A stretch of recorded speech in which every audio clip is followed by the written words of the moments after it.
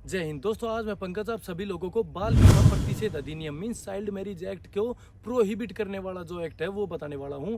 तो यह एक्ट कब लागू हुआ, एक्चुअल में कब राष्ट्रपति साहब द्वारा पारित किया गया, कब इसको संसद से पारित किया गया, पुरानी इसकी क्या इतिहास है, इसमें कौन कौन सी धारा इंपॉर्टेंट है, 1 से 21 धारा तक मैं आपको कंप्लीट इसको करवाने वाला हूँ।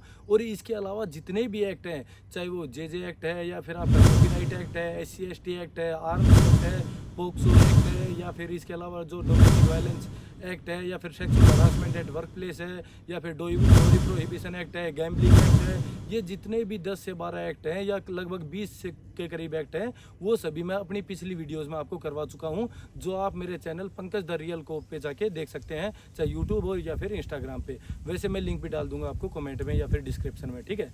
तो आप आसान भाषा में वहाँ से सीख सकते हो, क्योंकि नॉर्मली हम जो बुक से या PDF से पढ़ते हैं तो वो बहुत ज़्यादा टिपिकल लैंग्वेज होती है, वहाँ से पढ़ने में या समझने में बहुत ज़्यादा कठिनाई हमें पैदा होती है। तो हम आसान भाषा में यहाँ से समझ सकते हैं, क्योंकि मैं एक एक एक्ट, या चाहे BNS हो या BNSS हो या BSA कोई भी चीज़ हो, मैं 10 तरह की अलग अलग वीडियो देख के PDF से उसका सरलीकरण करके फिर आपके लिए कोई भी वीडियो तैयार करता हूँ। तो ध्यानपूर्वक आप इस वीडियो को देखें कि बाल विवाह का एक्चुअल में उद्देश्य क्या था, इसको ख़त्म करने का क्या मीन्स क्या क्या प्रयास किए गए, कितनी बार ये प्रयास असफल रहे, कब। तो मैं आपको बताना चाहूँगा कि इसका इतिहास 1929 में जब बाल विवाह प्रतिषेध अधिनियम यहाँ पर हमारे जो भारत में लागू हुआ था, तो उससे पहले भी जैसे लॉर्ड विलियम बेंटिंग थे, जिन्होंने राजा राम मोहन राय की सहायता से 1829 में, आप सभी लोगों को पता हो तो सती प्रथा का एक चलन था, तो सती प्रथा को 1829 में उन्होंने ख़त्म किया था। इसके साथ साथ जो ठगी प्रथा थी उसको भी 1829 में ख़त्म किया था। और जो ये बाल विवाह है इसको भी ख़त्म करने का उन्होंने कई बार प्रयास किया था,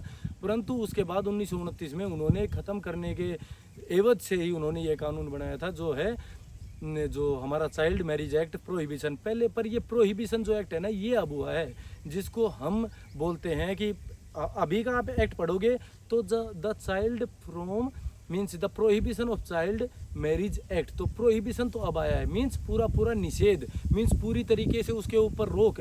परंतु आप पहले वाले एक्ट में पढ़ोगे तो आपको देखने को मिलेगा कि रेस्ट्रेंट था। रेस्ट्रेंट मतलब कि उस पर प्रतिषेध था, मतलब कि उस पर कुछ परिस्थितियों में उस कानून में लचीलापन था, मीन्स कुछ परिस्थितियों में नाबालिग जो थे वो विवाह करवा भी सकते थे, जैसे कुछ जातियों में या कुछ इस तरीके का था।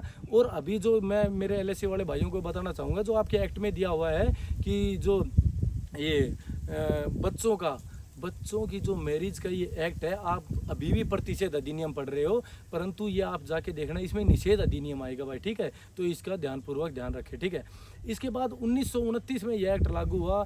इसमें उसके बाद लगातार क्या माना गया था, 1929 से 1978 तक, जब तक इसमें अमेंडमेंट नहीं हुआ, जब तक इसमें संशोधन नहीं हुआ, तब तक इसमें क्या काउंट किया गया था, एक बालक जो है ना, बालक जो लड़का बालक है तो उसकी एज 18 साल निर्धारित की गई थी, कि 18 साल से नीचे के कोई भी लड़का है उसको बालक समझा जाएगा। और लड़की जो यदि कोई भी मैरिज करती है तो 14 साल से नीचे की यदि लड़की कोई मैरिज करती है तो उसको बाल विवाह के संदर्भ में हम काउंटेबल मानते थे, ठीक है। तो पहले तो क्या था, 1929 से 1978 तक 14 साल से नीचे लड़की या फिर 18 साल से नीचे का लड़का कोई भी ऐसा विवाह करता है तो बाल विवाह में उसको काउंटेबल करेंगे हम, ठीक है। इसके बाद 1978 में एक संशोधन हुआ। 1978 के संशोधन में यह बताया गया कि जो लड़की की उम्र है वो तो कर दी गई 18 साल, और जो लड़के की उम्र है वो 21 साल कर दी गई, और इससे नीचे अब कोई विवाह करता है तो उसको बाल विवाह हम कहेंगे, ठीक है भाई। इसके बाद थोड़ा सा कानून को मजबूत करने के लिए, क्योंकि वही प्रतिषेध अधिनियम चलता आ रहा था। प्रतिषेध का मतलब है कि उस पर कंट्रोल करना, या फिर उस पे मीन्स कुछ अवस्थाओं में वह एक्ट लचीलेपन के आधार पर मीन्स बालक विवाह भी कर सकते थे। तो उस लचीलेपन को ख़त्म करते हुए 2006 में मीन्स 5 दिसंबर 2006 में संसद के द्वारा यह पारित किया गया। इसके बाद यह 10 जनवरी 2017 को राष्ट्रपति द्वारा मीन्स इसके सिग्नेचर किए गए, और यह 1 नवंबर 2017 को हमारे पूर्ण भारत में, संपूर्ण भारत में यह लागू कर दिया गया, ठीक है ना भाई। वैसे तो पहले जम्मू कश्मीर पे नहीं था, पर आपने पढ़ा होगा 2019 के बाद जैसे 370 हटी तो वह पूरे भारत पर भी लागू हो गया, ठीक है भाई। तो अब इसमें हम क्या पढ़ेंगे, इसमें कितनी धाराएं हैं, इसमें धारा 1 से 21 तक धारा है। इसमें ये एक्ट नंबर क्या है, एक्ट नंबर 6 है। यह लागू कब हुआ, लागू 1 नवंबर 2017 को हुआ।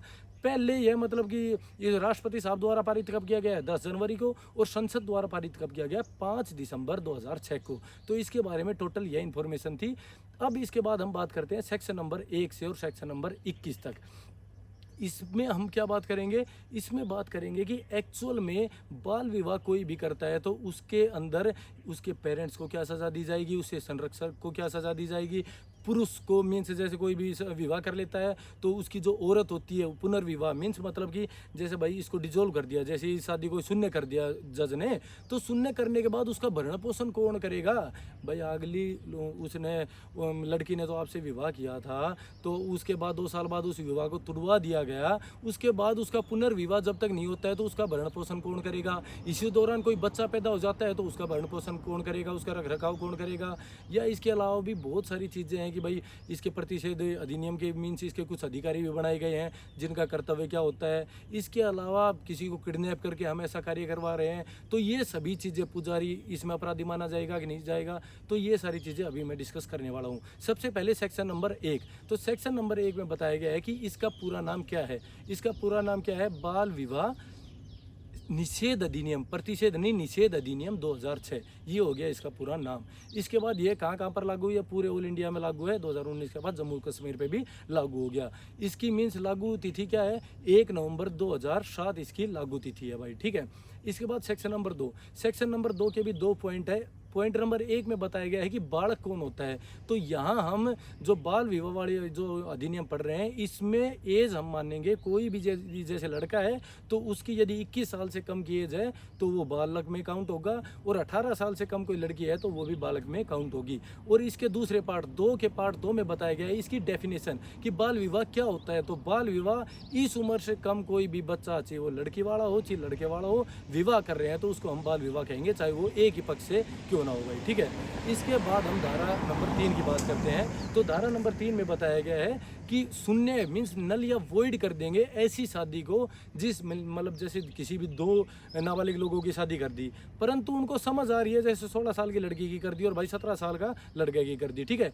अब 2 साल बाद मीन्स 18 साल मीन्स जब वो वयस्क हो गए, जब वो मीन्स बालक की कैटेगरी से बाहर आ गए, तब उनको समझ में आया कि यार मैं तो यूपीएससी भी क्लियर करना था, यार मैं तो भाई बहुत सारा काम करना था, मेरा तो ये भी प्रेग्नेंट वैसे हूँ, बालक वैसे हो गया, आदमी वैसे हो गया, जिम्मेवारी सारी इतनी होगी, गोबर भारी भाई बहुत सारा काम हो जाए उसे, तो अब वे काम करना पड़ेगा। तो भाई उन काम से हटके वह यदि यूपीएससी का नहीं तैयारी का नहीं जानो साहस है तो मेरे भाई क्या करना पड़ेगा, उसको 2 साल के अंदर अंदर मतलब जब वह वयस्क रूप धारण कर लेते हैं, मीन्स कोई लड़की 18 साल की हो जाती है या लड़का 21 साल का हो जाता है, उसके बाद 2 साल के अंदर अंदर उनको जिला न्यायालय में एक याचिका मीन्स याचिका तो क्या भाई वो मीन्स अपनी एक कंप्लेंट दायर कर सकते हैं कि भाई ऐसे ऐसे हमें जब मीन्स बुद्धि नहीं थी या जैसे तैसे किसी ने उत्पीड़न करके या जैसे हमें बहला फुसला के हमारा विवाह करवा दिया था, पर अब हम हमारे भविष्य पर ध्यान देना चाहते हैं और इस शादी को कंटिन्यू नहीं करना चाहते, तो वो उस शादी को नल और वाइड मान लेंगे। या इसके अलावा कोई भी जैसे नाबालिग बच्चों का ऐसे विवाह होता भी है तो उसका दोस्त हो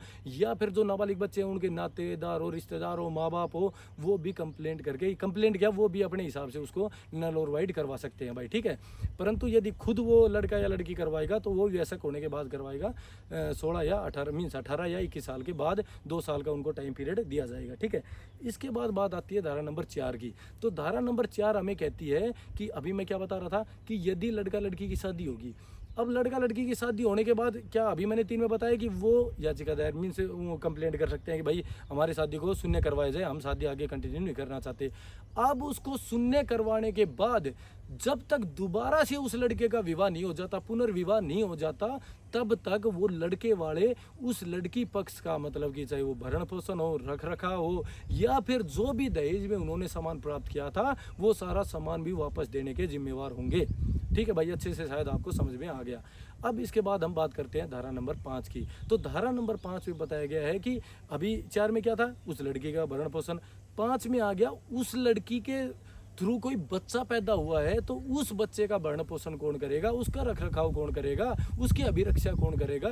तो मेरे भाई उसकी अभिरक्षा जैसे जिला न्यायालय जो होता है वो या तो खुद उसकी मीन्स किसी को भी भाई जैसे सेवा करने वाले बहुत सारे लोग होते हैं उनको निर्देश दे सकता है, या फिर वो उस पुरुष पक्ष को कहेगा कि भाई इसकी जब तक मीन्स केयर और टेक नहीं होती तो तब तक आप इसकी देखरेख करेंगे, या फिर जिला न्यायालय अपने खुद से डिसीजन ले सकता है और खुद कोई भी आदेश पारित उनके रख रखाव या भरण पोषण के लिए कर सकता है भाई, ठीक है। इसके बाद बात आती है धारा नंबर 6। तो धारा नंबर 6 कहती है कि जो ये बच्चा पैदा हुआ था वो लेजिटिमेट मीन्स कानूनी तौर पर वैध होगा या नहीं होगा। तो मेरे भाई जी वो कंसी का मतलब कि भाई उसका लड़की के पेट में बच्चा हो या फिर उसने मीन्स पैदा कर दिया हो वो बच्चा, तो इन दोनों श्रेणियों में ही वो बच्चा वैध रूप से कानूनी तौर पे उसको मीन्स वैध ही माना जाएगा उसको, ठीक है, लीगल माना जाएगा। ये नहीं है कि भाई दूसरा से ब्याह कर लियो तो भाई इलीगल हो गया, वो मीन्स कानूनी तौर पे वैध उस बच्चे को माना जाएगा, ठीक है। अब बात आती है धारा नंबर 7 की। तो धारा नंबर 7 यह कहती है कि धारा नंबर 3, धारा नंबर 4 और धारा नंबर 5 में जिला न्यायालय कोई भी मीन्स उसमें बदलाव कर सकता है, उसमें कोई भी चेंज कर सकता है और उसकी सख्ती को बताता है। तो धारा 3 में क्या था कि उस किसी भी शादी को सुनने कर मीन्स कर दिया जिला न्यायालय ने तो उसके अंदर फेरबदल कर सकता है। 4 में क्या था, उस लड़की वाले पक्ष को भरण पोषण देकर रख रखाव करेगा, उसमें कोई भी बदलाव कर सकता है। 5 में क्या था, जो उसके लड़का पैदा मीन्स बच्चा पैदा हुआ है उसका भरण पोषण या उसका रख रखाव, तो इन तीनों में जिला न्यायालय कभी भी अपने उनको शक्ति है कि वो कोई भी बदलाव कर सकता है भाई, ठीक है। इसके बाद बात आती है धारा नंबर 8 की। धारा नंबर 8 है कि जिला न्यायालय के पास मीन्स हम कैसे याचिका दायर करेंगे, कैसे उनके पास केस करेंगे, तो वो मीन्स किसके पास करेंगे ये भी एक क्वेश्चन बनता है। तो जिस जिला मीन्स जिस न्यायालय के समक्ष उन्होंने किसी ने विवाह किया हो, जो उनके मीन्स अधिकार क्षेत्र में पड़ता हो, जहाँ वो मीन्स आवास मीन्स जहाँ पे वो रह रहे हो उसके एरिया क्षेत्र में कौन सा न्यायालय पड़ता है, तो वहीं पे वो कंप्लेंट करेंगे और अपनी सुनवाई करवाएंगे, ठीक है भाई। इसके बाद धारा नंबर 9। धारा नंबर 9 यह कहता है कि कोई भी ऐसा वयस्क व्यक्ति मतलब कि लड़का जो नाबालिग लड़की से शादी करता है, ऐसा बाल विवाह करता है, उसको धारा नंबर 9 के तहत दंडित किया जाएगा, जिसमें 2 साल तक की सजा और 1 लाख रुपए के जुर्माने से उसको दंडित किया जाएगा भाई, ठीक है। तो ये हम याद रखेंगे। इसके बाद धारा नंबर 10। धारा नंबर 10 उन लोगों के लिए लागू है जैसे भाई पुजारी हो गया जो पूजा करवा रहा है, संरचना में मतलब जो भी उसको देख रेख में जिसके संरक्षण में शादी हो रही है, जो चीज शादी करवा रहा है, संचालन कर रहा है, उन सभी को धारा नंबर 10 में काउंटेबल किया गया है और उनको भी 2 साल की सजा और 1 लाख रुपए के जुर्माने से दंडित किया जाएगा, ठीक है भाई, धारा नंबर 10 में। अब बात करते हैं धारा नंबर 11। तो धारा नंबर 11 कहती है जिसके संरक्षण में वो बच्चे हैं, जिन्होंने अनुमति दी है, जिनकी मीन्स जैसे भाई माँ बाप लगा लीजिए या जिसके संरक्षण में वो रहते हैं, उनको इस धारा के तहत दंडित किया जाएगा। किसी धारा के तहत, धारा नंबर 11 के तहत वही 2 साल की सजा और 1 लाख रुपए जुर्माना, ठीक है भाई। अब बात करते हैं धारा नंबर 12। कतिपय मामलों में मतलब इन मामलों के अलावा कोई भी जैसे नाबालिग बच्चे को बहला फुसला कर उसकी शादी कर दी या फिर उसको किडनैप करके या उसको मतलब शादी करवा के उसका मीन्स मानो व्यापार करवा रहे हैं, इधर उधर ऐसा कोई कार्य करवा रहे हैं, तो ऐसे बच्चों को यदि कहीं भी पाए जाते हैं तो उनकी शादी वो मान्य ही नहीं थी, मतलब नल और वाइट तो वैसे ही है, शून्य शादी, उसको तो याचिका दायर करने की जरूरत नहीं है, वो कहीं मान्य नहीं होगी, वो शादी शून्य है भाई, ये आप ध्यान करके सुन लीजिए, ठीक है। इसके बाद धारा नंबर 13। धारा नंबर 13 कहता है कि हमारे जो न्यायालय होते हैं उनको कहीं से भी ऐसे भाई कोई सूचना मिल गई, कोई मुखबर हो गया, मैंने नहीं बता दी भाई वे यार उनके नाबालिग मतलब लड़की 16 साल की सर ब्याह करने वाला से, तो मेरा भाई जल्दी सी थोड़ा इस मामला में संज्ञान ले ले। तो संज्ञान कैसे लेगा वो? संज्ञान ऐसे लेगा, ऑर्डर पारित कर देगा, भाई ऐसा काम मत करिए नहीं तो फिर सलाखों के पीछे जाना पड़ेगा। तो धारा नंबर 13 के तहत जिला न्यायालय कोई भी स्टे ऑर्डर जारी कर सकता है, जिसको भी पता है उस तक वह सूचना पहुंचा सकता है, और फिर भी वह कार्य करता है, फिर भी वह बाल विवाह में मीन्स अपने आप को सम्मिलित करता है, तो ऐसे लोगों को वही 2 साल की सजा और 1 लाख रुपए के जुर्माने से दंडित किया जाएगा भाई, ठीक है। इसके बाद धारा नंबर 14। धारा नंबर 14 कहती है कि जो इस वो स्टे ऑर्डर के बाद किसी ने शादी की थी तो वो वैसे ही नल और वॉइड समझा जाएगा, उसको शून्य समझा जाएगा, तो इसमें ज़्यादा कुछ पढ़ने की जरूरत नहीं है, ये आप याद रख सकते हो, ठीक है। धारा नंबर 13 मतलब स्टे ऑर्डर के बाद भी किसी ने शादी किया है उसको शून्य माना जाएगा। अब धारा नंबर 15। धारा नंबर 15 कहता है कि इस तरह का सारे के सारे अपराध कोग्निजेबल होंगे मीन्स संज्ञेय अपराध होंगे और नॉन बेलेबल होंगे मीन्स उसमें जमानत आपको नहीं मिल पाएगी। तो भाई थोड़ा सा संज्ञेय अपराध है, थोड़ा सा यार बाल का गला ऐसा करे बेला फुसला को, उनने जब तक ऐसी सोच उनके डेवलप ना है तो भाई ऐसा काम करवाएंगे, सीधी सी बात से सजा मिलेगी, और सजा भी कैसी, जमानत भी ना मिलेगी, संज्ञेय अपराध होगा भाई, मीन्स बिना वारंट कोई भी गिरफ्तारी कर सकता है हमें, ठीक है। इसके बाद हम बात करते हैं धारा नंबर 16। तो धारा नंबर 16 हमें बता सकता है कि बाल विवाह के मामले में प्रतिषेध अधिकारी कौन नियुक्त करता है? राज्य सरकार नियुक्त करती है। उनका कर्तव्य क्या होता है? कर्तव्य होता है भाई ये मुखबरी वाला काम। अब भाई पहली बात उनने कोई पतो लाग जावे तो उन्हें समझा का होगा, उनने बालका ने उसका बारे में ना पतो है तो उन्हें बताओगे मेरा भाई इसके क्या क्या परिणाम हो सकते हैं, बाद में तुम्हें क्या क्या हानि भुगतनी पड़ सकती है, तुम डेवलप नहीं हो पाओगे, तुम अपनी स्किल्स को भी डेवलप नहीं कर पाओगे, आगे गोबर भारी कर पूरे घर बारी में रसोई तक किसी में रह जाओगे, मेरा भाई यूपीएससी वगैरह क्लियर ना कर पाओगे, ठीक है। तो वो चीज़ बताई गई है धारा नंबर 16, उनका कर्तव्य ये है। अब बात करते हैं धारा नंबर 17। 17 कि धारा नंबर 17 में ये सभी जो लोग प्रतिषेध अधिकारी हैं ये सभी लोक सेवक समझे जाएंगे। सभी लोक सेवक कौन, जैसे मैं पुलिस वाला हूँ, जो भी सरकार से तनख्वाह ले रहे वो लोक सेवक है, तो इनको भी लोक सेवक ही कंसिडर किया जाएगा। ये ध्यान रखिए धारा नंबर 17 के तहत। अब बात करते हैं धारा नंबर 18। धारा नंबर 18 कहती है कि सद्भावना पूर्वक, मतलब कि मैं हूँ भाई वो लोक सेवक अधिकारी, ठीक है, मैं बच्चों को समझा रहा हूँ, मीन्स ऐसे कर्तव्य है मेरे, तो भाई मैं एक अच्छे तरीके से कोई कार्य कर रहा हूँ, सद्भावनापूर्वक कोई कार्य कर रहा हूँ, बिना कोई छल कपट किए हुए कार्य कर रहा हूँ, और गलती से कोई कार्य हो जाता है, जैसे जनरल एक्सेप्शन आपने पढ़ा होगा बीएनएस में भी, तो वो वाली जनरल एक्सेप्शन वाली बात इसमें है कि सद्भावनापूर्वक आप वह कार्य निर्वहन कर रहे थे, तो फिर आपसे कोई छोटी मोटी गलती हो जाती है तो उसको अपराध नहीं माना जाएगा। ठीक है, ये धारा नंबर 18 में बताया गया है। अब धारा नंबर 19 में क्या बताया है? धारा नंबर 19 में बताया गया है कि राज्य सरकार की शक्ति, कि राज्य सरकार की इन मामलों में क्या क्या शक्ति है, कि भाई वो क्या क्या कोई भी डिसीजन वगैरह ले सकती है। ठीक है, अब धारा नंबर 20 और 21, भाई 20 में यही बताया गया कि जो हिंदू मैरिज एक्ट था 1955 एक्ट नंबर 25, उसकी धारा नंबर 18 का 1 का 3 वो क्या पता क्या अमेंडमेंट कर रहे हो, उसमें भी सज़ा इसमें बताई गई है, वही 2 साल की सज़ा और 1 लाख रुपए जुर्माना, मतलब कि आपके लिए इंपॉर्टेंट नहीं है, वैसे अमेंडमेंट कर रखा है। ठीक है,